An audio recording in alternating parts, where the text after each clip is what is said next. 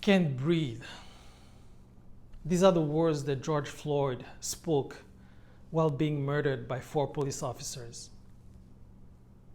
This is how Black communities have been feeling, not only in North America, but all over the world. I can't breathe. Racism is truly a global pandemic. But to heal from it, we should not hide behind those social masks that we wear. We should not quarantine ourselves. We should not social distance ourselves from the others. Instead, we should go towards the other. We should offer help. We should educate ourselves. And more importantly, we should stand by the others when facing racism, discriminations, and injustice. I can't breathe. Slavery, colonialism, segregation, victims of countless racist crimes. Racism is such a cancer to humanity. It goes against the very fabric of our souls. And yet, we live in a society where covert and systemic racism has allowed many to turn a blind eye and choose to ignore the fact that they live in societies where discrimination against Black folks and other minorities is so prevalent. I can't breathe. I saw this quote saying that to educate yourself about racism is a privilege instead of experiencing it. And I remember myself many years ago when in Europe taking a stroll in a park one morning and being attacked by this stranger, this man holding a long, heavy chain with the intent of assaulting me because I'm Black.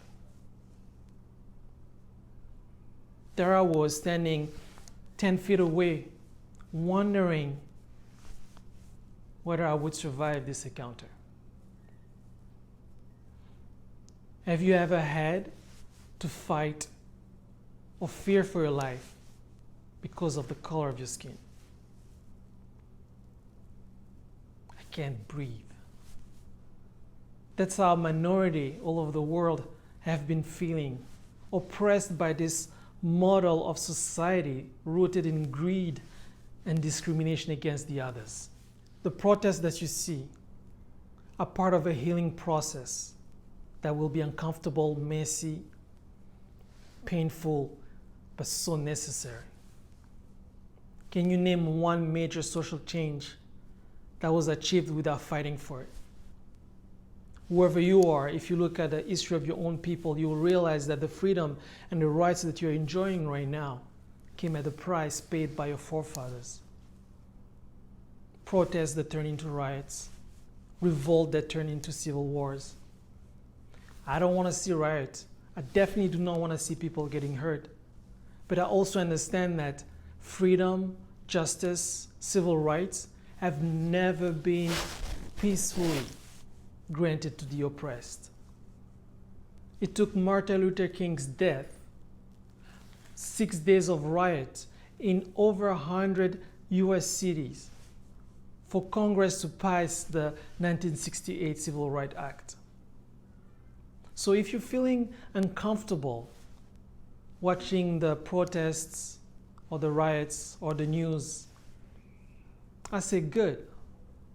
Feel that uneasiness.